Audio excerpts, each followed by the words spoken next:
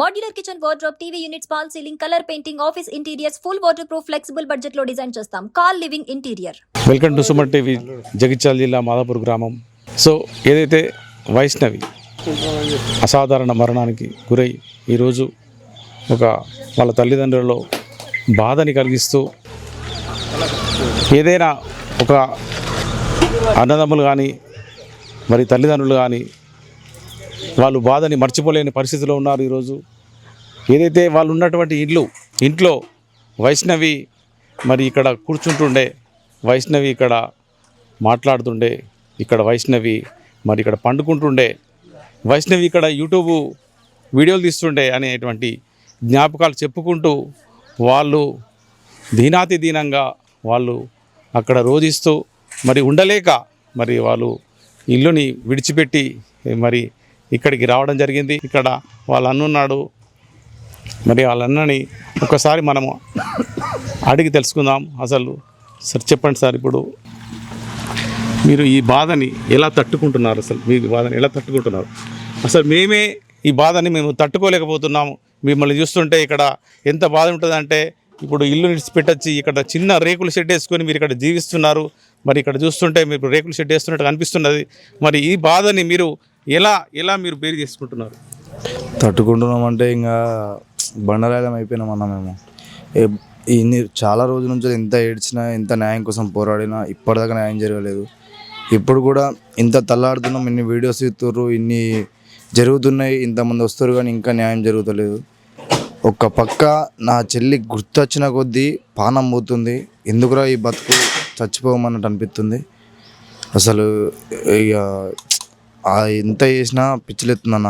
మాకు కావాల్సింది ఒకటే న్యాయం. అరే మేము ఎందుకు పోరాడుతున్నాం, మేము ఎందుకు వీడియోస్ ఇస్తున్నాం, మేము ఇంతమందికి ఎందుకు సపోర్ట్ చేస్తున్నాం, అరే కొంచెమన్నా మీ అందరికి అర్థమవుతుందా? పెద్ద పెద్ద నాయకులకు చెప్తున్నా నేను. సార్ ఇప్పుడు మీరు చెప్పండి, మీరు ఇల్లుని వదిలిపెట్టి రావడానికి గల కారణం ఏంది? అసలు మీరు ఎందుకు ఆ ఇంట్లో ఉంటే ఏడ కూర్చున్నా నా చెల్లెనే గుర్తొస్తుంది, ఏటో చూసినా నా చెల్లెనే గుర్తొస్తుంది. ఆ ఇంట్లో తిరిగిన క్షణాలు యాదికొస్తే పిచ్చి లేచి అసలు మైండ్ పనిచేస్తలేదు. మా బతుకులు అంగడం అయిపోయినాయి అన్న. పిచ్చి అంటే పిచ్చి బ్యాగులు అయినాయి. ఆ ఇల్లు అయిపోయింది అన్న, ఇల్లు పని. ఆ ఇల్లు అంటే ఇప్పుడు మేము ఆ ఇంట్లో తట్టుకోలేక, నా చెల్లె తిరిగిన ఇల్లు, నా చెల్లె అసలు ఆ బాధలను గుర్తుకొస్తే అసలు మైండే పనిచేస్తలేదు. అందుకోసం బయటకు వచ్చినాం. ఇప్పుడు ఈ పరిస్థితులు ఉండగా కూడా బాగిల మీదకి వచ్చే వరకు ఇంకా ఇల్లు పని అయిపోయినట్టు అన్న. ఇల్లు అమ్మేసుకున్నాడే. ఇప్పుడైతే ఇగో ఈ రేకుల షెడ్ వేసుకొని ఈ రేకుల ఇంట్లోనే ఉన్నాడు. ఈ ఒకప్పుడు బతికిన బతుకు ఇప్పుడు బతకాలంటే కూడా అసలు ఎట్లా ఉంది ఇదేమో. కానీ ఫస్ట్ నా చెల్లెది ఇది రెండు ఆలోచిస్తే మాత్రం అసలు ఈ బతికేందుకు అనిపిస్తుంది. నిజం చెప్పాలంటే మీ జనాలు ఇంతమంది సపోర్ట్ చేస్తారు సార్. మీరు పెద్ద పెద్ద సార్లకే చెప్తున్నాను నేను. ఒక పెద్దోళ్ళు ఇంట్లో జరిగితే మాత్రం ఇన్ని రోజుల దాకా ఇది ఉండకపోవు. ఇన్ని రోజులు అవుతుంది, 16 రోజులు అవుతుంది ఈ రోజుకి. ఒక్క రోజు 2 రోజులల్లా మీరు చంపేసి. సరే ఇప్పుడు మీరు టాటూ వేసుకున్నట్టుగా తెలిసింది. అసలు టాటూ ఎక్కడ వేసుకున్నా? నేను పేర్లు వేయించుకున్నా, టాటూ వేయించుకున్నా నేను. ఈయన ఏదైతే వాళ్ళ చెల్లెని మర్చిపోలేక మరి టాటూ వేసుకొని ఏదైతే ఒక మరి పేరు రాయించుకున్నాడు. మరి వేయించుకున్నా, ఇది చనిపోయే ముందుకే వేయించుకున్నా. చనిపోయినాక లేదు అంటే అసలు నా మైండ్ పనిచేయలేదు. పిచ్చోని లెక్క, పిచ్చి కుక్క లెక్క తిరుగుతున్నా నేను. అసలు ఏం చేయాలి అసలు ఏం అర్థమవుతలేదు. వాడు నాకు కనబడితే వాడిని తుక్కులపరం కోసేసి తీసుకుపోయి అలా పెట్టాల అన్నంత కోపం. ఇంకా బాధలు అర్థం కాక మా దోస్తుడు ఫోన్ చేసి, సరే నీకు టాటూ ఎత్తా చెల్లెది రా అని చెప్పేసి, నేను వాడికి ఫస్ట్ ఫోన్ అయితే ఇవ్వట్లేడు, తర్వాత ఫోన్ చేసి రా అని చెప్తే పోయి తర్వాత టాటూ వేయించుకొని వచ్చినా అన్న. ఇప్పుడు మాకు కావాల్సింది ఏం అవసరం లేదు, ఒకటే న్యాయం. ఇన్ని రోజుల నుంచి ఇంత పిచ్చోళ్ళ లెక్క ఇంకా వీడియోలు తీసి సత్తున్నాము. మాకేం న్యాయం జరుగుతలేదు. ఒక బండరాయి లెక్క అయిపోయినాం. మాట్లాడడానికి కూడా పవర్ ఉండలేదు. అర్థం చేసుకోరి.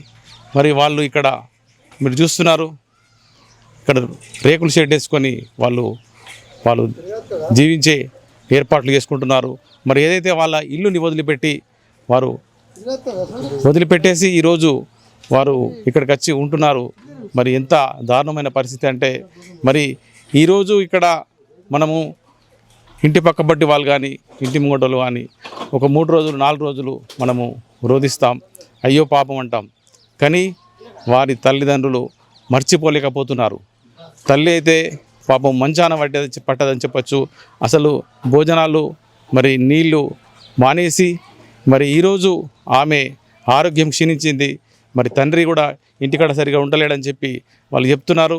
మరి ఈ బాధని పాపము వారు ఎవరు ఈ బాధకు మరి ఒక అమ్మాయి మరి 18 సంవత్సరాల అమ్మాయి వైష్ణవి చనిపోయినటువంటి బాధని వాళ్ళు తట్టుకోలేకపోతున్నారు. ఇంటి వాళ్ళు ఇల్లు పాది రోధిస్తున్నారు. మరి వాళ్ళ తల్లి రోజు ఆ అమ్మాయి చేసినటువంటి యూట్యూబ్లో చేసినటువంటి వీడియోలను చూసుకుంటూ నా బిడ్డ గిట్లుండే అని చెప్పి పాపం ఆమె చేస్తున్నటువంటి ఆమె ఏడుస్తున్నటువంటి జ్ఞాపకాలు చూసుకొని ఆమె రోధిస్తున్నటువంటి తీరు చూస్తుంటే కళ్ళు మన గుండె తరుక్కుపోతున్నట్టు పరిస్థితి ఉన్నది ఇక్కడ. ఇది ఎంత దారుణమైన పరిస్థితి అంటే మరి మనము మాటల్లో చెప్పలేనటువంటి పరిస్థితిలో మనం ఇక్కడ ఉన్నాం. మరి ఇంత బాధ ఇంత ఎవరికి కూడా రావద్దు. మరి అటువంటి దుర్మార్గుల్ని మనము వీళ్ళని శిక్షించాలి అని చెప్పి ఇక్కడ చుట్టుప్రక్కల ప్రజలు అంటున్నారు. అన్న కానీ వాళ్ళ తండ్రి కానీ వాళ్ళ అన్న కానీ మాట్లాడుతూ ఇక్కడ వాళ్ళ బాధని రోజుకు ఎక్కువైతుంది, మాకు బాధ కానీ తక్కువలేదు, మేము మర్చలేకపోతున్నాము, ఇల్లును వదిలిపెట్టి వచ్చేసాము అని చెప్పి చెప్తున్నాడు. మరి వాళ్ళ బాధని మనం ఇక్కడ రోజు వచ్చుకుంటూ మరి వారిని పరామర్శించుకుంటూ వారి యొక్క బంధువులు కానీ వాళ్ళ చుట్టాలు కానీ వచ్చి రోజు పరామర్శిస్తున్నట్టుగా తెలుస్తున్నది.